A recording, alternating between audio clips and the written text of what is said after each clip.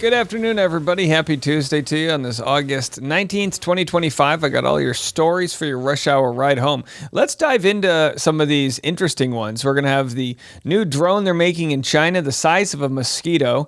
Vegas tourism is down. And of course, we'll get into Justin Baldoni responding to Isabel Ferrer and her complaint. She's potentially ready to sue Justin. Well, we'll share what his response is. It's a good one. And a little bit on Taylor Swift.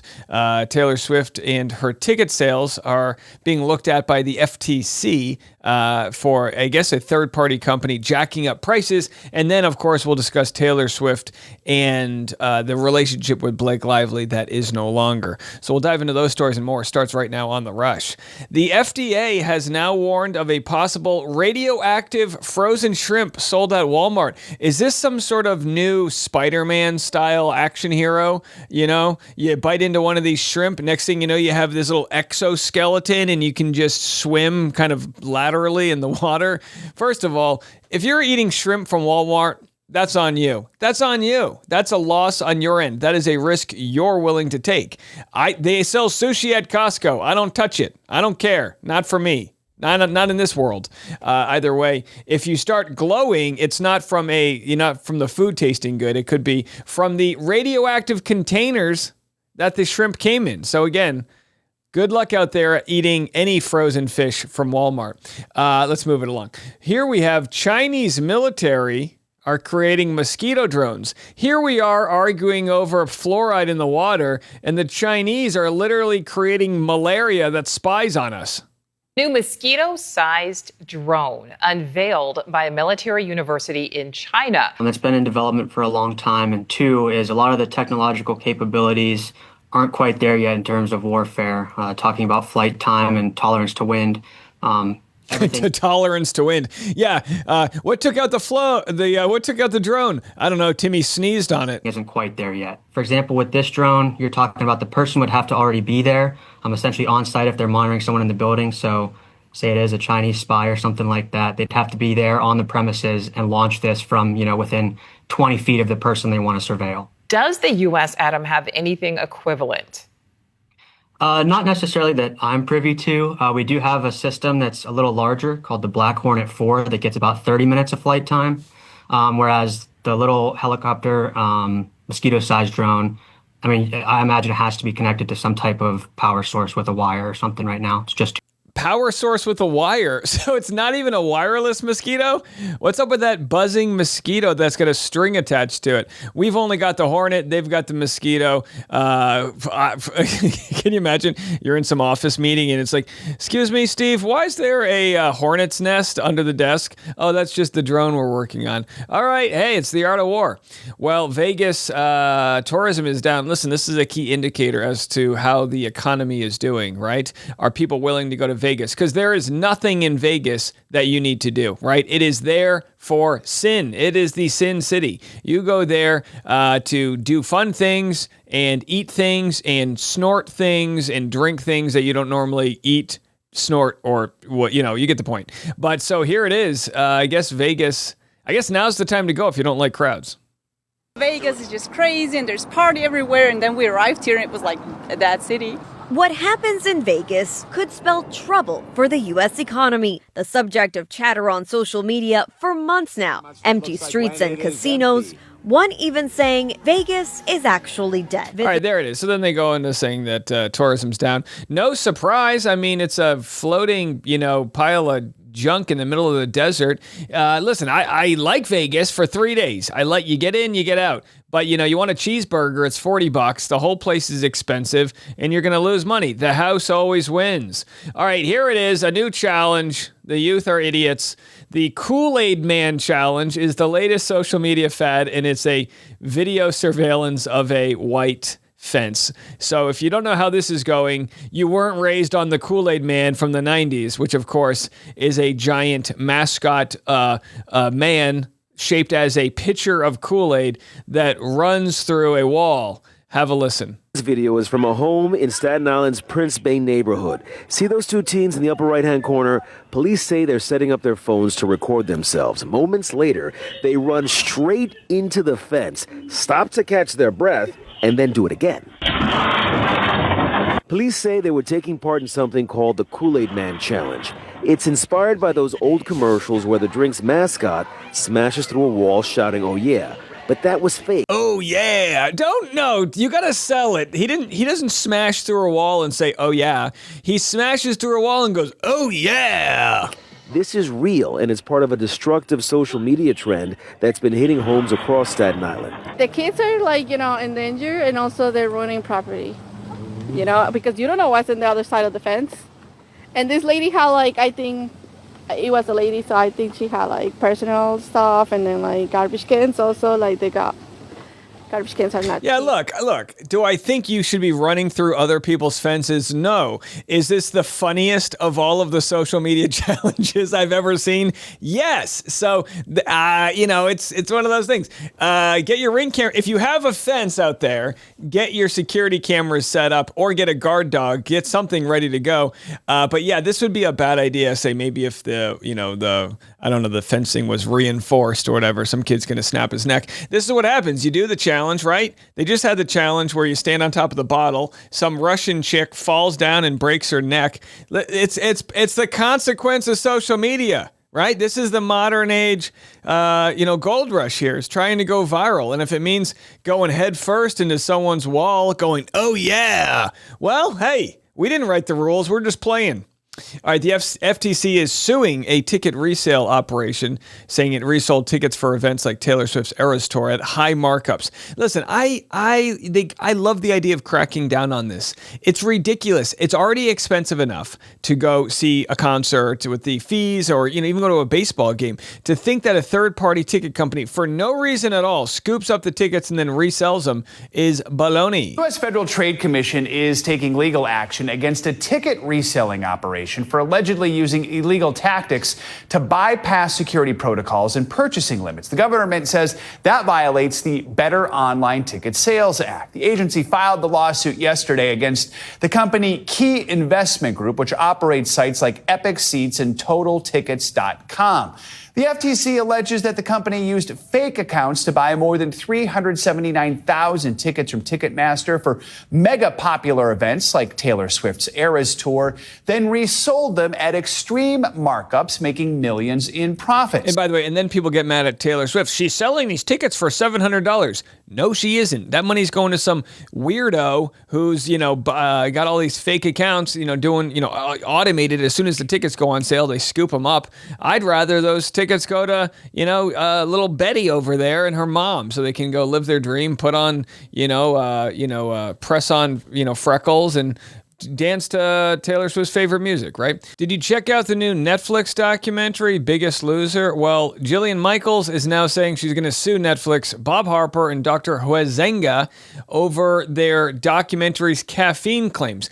I guess they claim that she was sneaking contestants' caffeine pills. So Jillian Michaels, and again, the show Biggest Loser, of course, takes people who, are looking to lose weight, and they do it by all means necessary. And it's, again, kind of a salacious documentary. I watched the first bit of it, and I was like, meh, I don't really care about this, to be quite honest.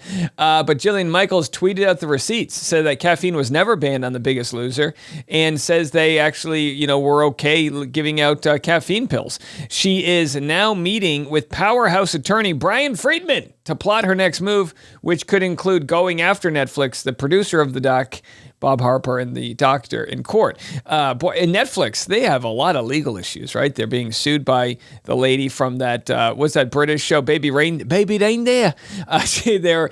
They've got, so we'll have to see if they're crossing their T's or dotting their I's. Jillian Michaels, I'll tell you what, say what you want about her. She does not seem likable. She is not a likable person from all I've seen. She's just yelling at a lot of people. She seems very aggressive.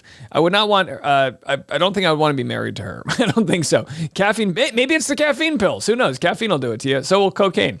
I'm not claiming she's on coke. Don't sue me. That's one way to lose weight and come up with ideas. Was that my second cocaine reference this episode? The Booga Sugar. All right, let's move on from that. Coming up next, we've got Taylor Swift updates with Blake Lively and a response from Justin Baldoni's team with the Isabel Ferrer situation. That coming next. Several updates in the Baldoni world. First being Taylor Swift removes Blake Lively from her Inner Circle only album party, says source.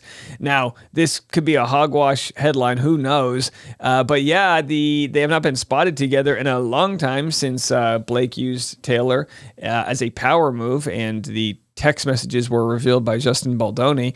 I'm sure Blake didn't see this coming when she kind of got into this court case, that she would lose her friendship with quite possibly, I guess, the most famous woman in the world. Not a bad friend to have.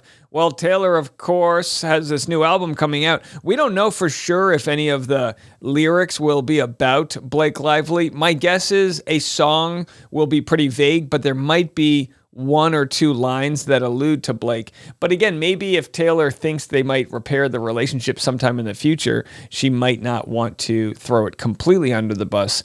Either way, no support by Taylor Swift to Blake Lively publicly, which I think says everything you need to hear. So we got the crazy document from Isabel Ferrer regarding why she felt harassed by Justin Baldoni. She felt harassed. She felt bullied. She felt like he was doing these tactics to come after her. Of course, Justin Baldoni was just trying to send a subpoena to Isabel because she was very much at the center of this case, right? There were accusations that he was creepy towards her and all of this on set. So clearly he would want to subpoena her. She has already been subpoenaed by Blake Lively. That was a wild misstep by Isabel Ferrer. Just about everyone says this was a messy court document. It didn't read the room. Here is the response by Kevin Fritz, partner at the law firm representing Justin Baldoni. As counsel for Wayfair, they go through the Wayfair party's motion to serve her, Isabel, by alternative means for the pendency of this action. The opposition is primarily an inappropriate attack upon Mr. Baldoni and his counsel. So they're claiming that Isabella inappropriately is attacking them. Miss Ferrer played the role of young Lily Bloom in the film It Ends With Us. After Miss Ferrer completed her work on the film, she expressed her gratitude to Mr. Baldoni, stating that she had an incredible experience and praised him for creating a comfortable, safe space. Rule 26A requires parties to disclose the identity of each individual likely to have discoverable information, along with the subjects of that information that the disclosing party may use to support its claims or defenses. According to Miss Lively's amended initial disclosure, and then it's all redacted, we don't know what that is, I'd love to see it. In February of 2025, Miss Lively issued a subpoena to Miss Ferrer, who is represented by Mr. Mitchellman. So she had no problem, Isabella had no problem responding to that subpoena that Blake Lively sent, and they say, as a common professional courtesy that Mr. Mitchellman likely granted to Miss Lively's counsel in connection with her subpoena, Mr. Mitchellman ignored the Wayfair party's request. Instead, Mr. Mitchellman prepared and filed a robust opposition to the motion for alternative service, most of which does not pertain to service, without explaining why he refused to accept service of the Wayfair party subpoena or why his client is so reticent to testify. Mr. Mitchellman says more focused on It Ends With Us purported contractual obligation to indemnify Ms. Ferrer and cover his fees. Ironically, Mr. Mitchellman's actions have unnecessarily increased those fees by creating issues where none should exist. With respect to service, Ms. Ferrer's opposition suggests that the Wayfair parties were not diligent in their efforts to serve her, but should have reached out to Ms. Ferrer's talent agent or conducted a skip trace. Naturally, we deemed Ms. Ferrer's counsel and not her talent agent as the appropriate person with whom to communicate concerning the subpoena. As for the latter, we assure the court that the two addresses at which service of the subpoena was attempted were not derived out of thin air. We are happy to share the results of our due diligence with the court, albeit that seems unnecessary given that Ms. Ferrer has counsel who has now appeared. All of this because they were just trying to deliver her the subpoena. The opposition alleges that in attempting personal service after her lawyer refused to accept service on her behalf, Mr. Baldoni is harassing Ms. Ferrer and attempting to draw her deeper into litigation in disputes that she has done her best to avoid. It was not the Wayfair parties who first subpoenaed Miss Farah. It was Miss Lively. And again, Mr. Michelman appears to have accepted service on her subpoena without objection. Miss Lively should not be permitted to obtain discovery from Miss Farah, while Miss Farah and her counsel frustrate all effort by the Wayfair parties to obtain the discovery critical to the preparation of their defense. Given the circumstances, the Wayfair parties are willing to stipulate that none of the parties will use any communication to, from, or concerning Miss Farah or any testimony from her in any manner in this action. That stipulation will satisfy Ms. Farah's apparent desire to avoid involvement in the litigation and trial. If the other parties decline to enter into such a stipulation, and Ms. Farah and her counsel continue to resist service, the court should enter an order excluding Ms. Farah as a witness and excluding the use of any communication to, from, or concerning Ms. Farah in any matter in this action. So essentially they're saying, we don't need to subpoena you as long as Blake Lively's not going to subpoena you. But if Blake Lively wants your info, we want your info. Sounds pretty transparent to me. Finally, to the extent that Ms. Farah believes that the Wayfair subpoena is overbroad or otherwise objectionable, which it is not, she is entitled to serve formal objections thereto once the service issue has been resolved, a point that dispels any ludicrous notion of a quid pro quo in connection with the subpoena. For the reasons set forth above, as well as those contained in the Wayfair party's initial papers, the Wayfair party's motion to serve Ms. Farah with alternative means for the pendency of this action should be granted. And again, we'll have to see what the judge says, but that's just their way of saying, what are you talking about harassing you? We're just trying to get the information we need to get to prove our client's innocence. Makes sense to me, right? So that's your Blake Lively update. I think it's interesting to see all of the protesting going on by Isabel. It feels as though for somebody who wants to be left alone, they really made a big stink. What could she possibly have? Did her and or Blake delete any text message threads? If so, does anything really ever disappear off the internet? Wouldn't that be wild if they were deleting evidence and it turns out there was more to this story? Who knows? But the fact she's not really willing to play ball with Baldoni's side tells me it's getting interesting. All right, coming up next, speaking of interesting, we've got Gavin Newsom and his viral tweets and social media posts that are leaving MAGA world very upset. That story next.